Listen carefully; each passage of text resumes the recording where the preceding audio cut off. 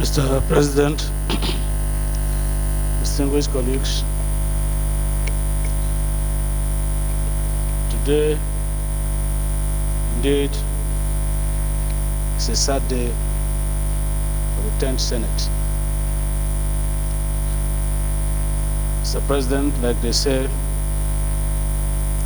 this is sunset at noon. And for all of us, especially those of us who refuse to believe the story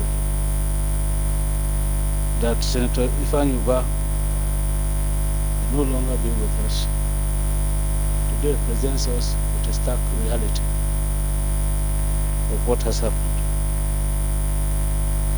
Mr. President, from the testimonies and presence of people from all over the world, it is safe to say, as William Shakespeare would say, that when beggars die, there are no comets here, but the heavens themselves blaze forth the death of princes. And so today, we are saddled with a very difficult and painful responsibility of saying goodbye to one of our own.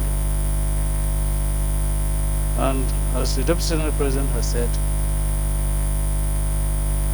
Senator Ifeanyi Ubah was a consummate politician, an epitome of philanthropy, and a jolly good fellow. To the rest of us, the activities of today show to us the vanity of life. Because this is a man who loved life. This is a man who liked life. This is a man who lived life.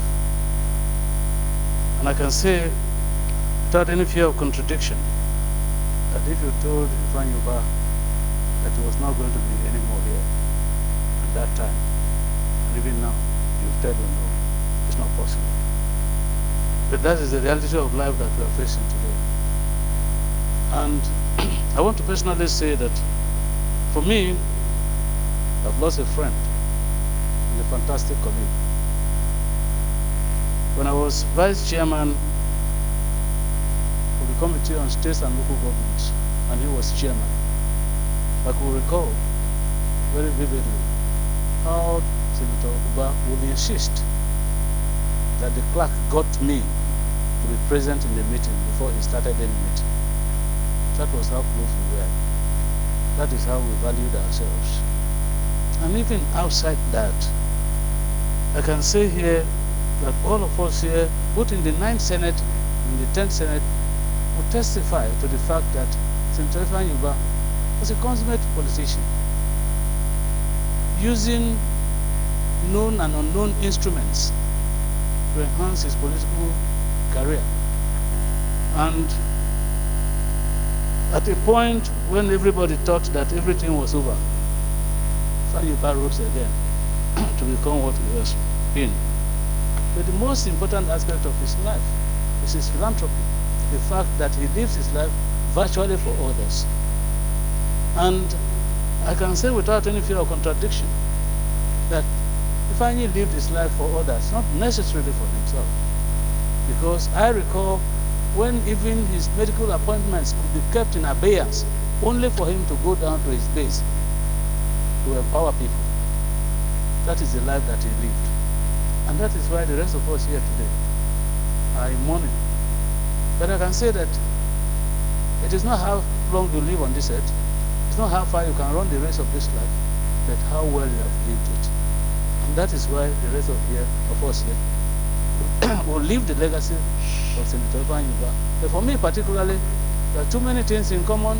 One of it, very social commonality, was the fact that he is Senator Ifeanyi Patrick Ubah, and I am Senator Abba Patrick Moro. But the one funny silent thing about the two personalities, the fact that the Patrick has always been a silent name. And that is why we call him Senator Ifeanyi Ubah and you called me Senator Abamoro. That legacy, that similarity, that commonality will continue to ring bells in my heart. And I pray to God Almighty to give him a merciful judgment and provide for him a place in his kingdom. May he so rest in peace. Thank you. The